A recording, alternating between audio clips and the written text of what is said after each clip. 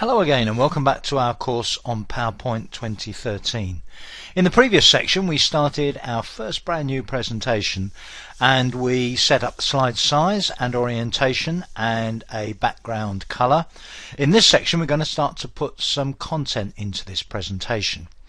Now the subject of the presentation is creating our first presentation. Now we created this presentation initially by choosing blank presentation.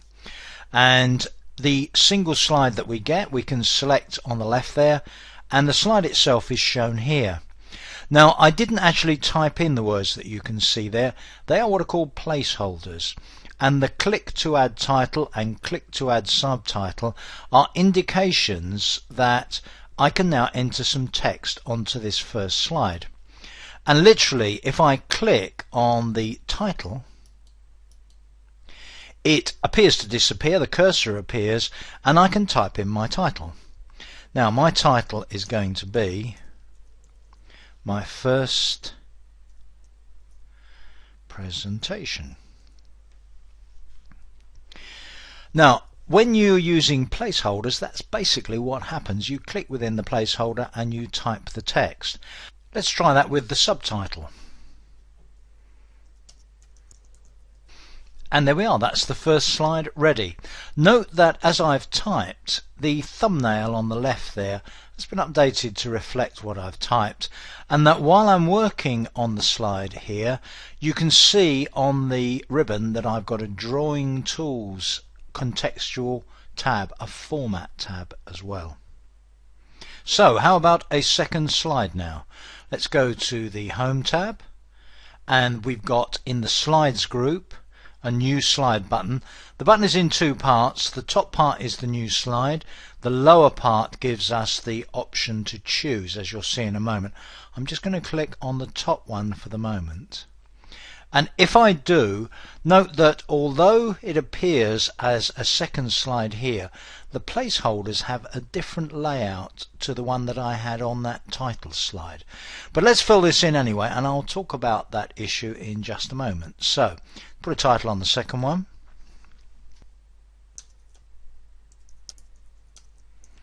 Then click in to add some text. Note that in this case the text is in the form of a bulleted list. So having typed Design tab, I'm going to now type. And you can see what I've done here. I've said the first thing I did was to set the slide size. So I went to the Design tab and the Customize group, and then just to remind myself, on the Design tab in the Customize group it was the Slide Size command. So there we are, that summarizes how we set the slide size. So now I have a presentation with two slides in it. Let's suppose I want to now add a third slide, and I know that the next thing I did when I made this presentation was the format background, so the content's going to be pretty much like the content of this one. I just need to change a couple of things. But if I go back to the Home tab and click this time on the lower part of the New Slide button, watch what happens. Now when I click, what I see are a number of what are called slide layouts. The first one, the title slide layout, that's the one that I started with. It had a title in the upper part and a subtitle in the lower part. But there are various other layouts that are available given the template that I'm using. Slide 2, the one I added, was the title and content layout. Again, it's in two parts. The upper part is a smaller space for title, a heading for that particular slide, and then the lower part can contain content. Now I want to look at this content again in just a moment. I'll come back to that. But then I have various other layouts. There's a section header layout. There's a to content layout where I can have two items of content side by side. I can have a comparison layout, title only, blank, content with caption, and picture with caption. Now depending on the template I'm working with, I may have other or different layouts to this, and I can in fact create my own layouts. But for the moment we're pretty much dealing with the default here. Let me do title and content again. Now this gives me slide 3. Note that a newly inserted slide will appear after the one that's selected, so I had slide 2 selected, slide 3 appears after it, and it has the layout that we saw just now with slide 2. Now this kind of layout is one that you'll see very often in PowerPoint 2013.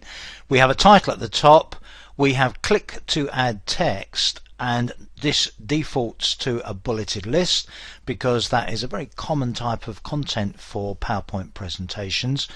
But the presence of these little icons in the middle indicates that we can actually put all sorts of different content in here. And if I hover over those icons, you can see the sort of things we can put in. By clicking on an icon, we will put in the corresponding type of content. So for instance, on the first one, it says Insert Table, Insert Chart, Insert a Smart Art Graphic, Pictures, Online Pictures, Insert Video. So this particular layout is a very powerful one in terms of the kinds of thing that we can put into the content of the slide. Now we're going to come back to this later. In fact, we're going to spend a lot of the rest of the course looking at how we insert these different types of content into slides. So it will be a very straightforward job now to click in the title there of this layout of slide, put the new title in, format background, and basically put in very similar text to the text we used on slide 2.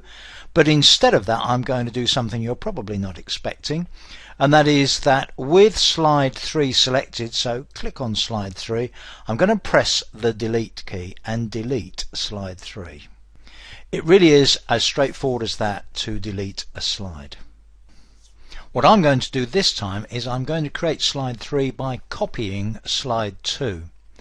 Now, first of all, if I was doing this with mouse and keyboard, with slide 2 selected, I could, for instance, go up to the clipboard group on the Home tab on the ribbon, and one of the options on there, the middle one on the right, is copy, which will copy a slide.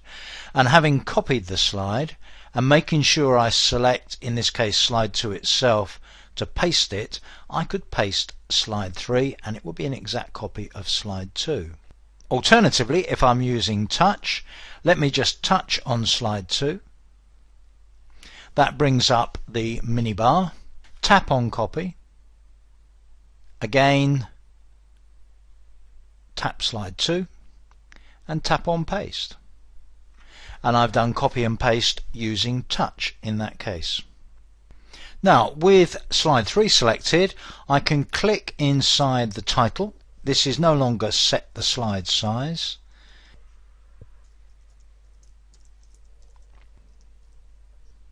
And of course the other thing that needs to change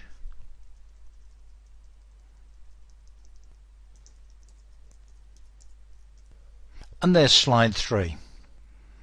Now I'm going to have a little run through of this presentation in just a moment to finish this section off, but first of all you can see one of the problems which is going to be a bit of a recurring theme throughout the course, and that is that some things that you apply, such as in this case the background to a slide, you have to be careful whether you're applying them just to one slide or to the whole presentation.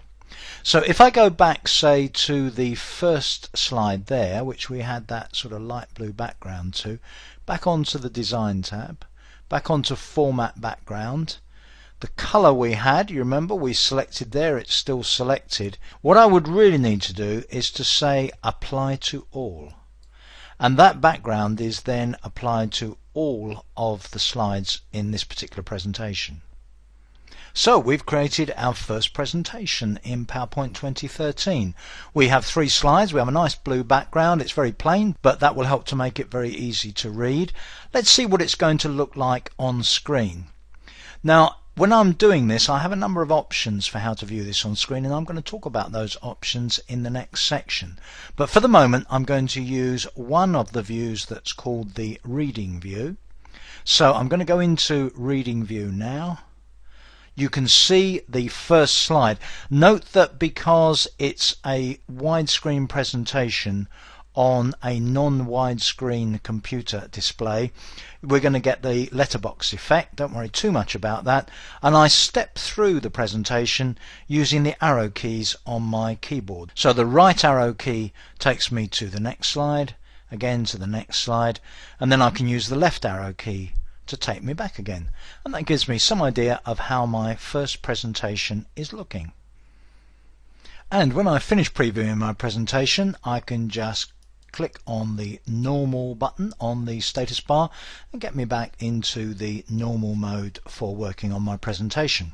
So that's it on the first presentation, and it's now your turn to do the next exercise. What I'd like you to do is to do a presentation with 4 slides in it.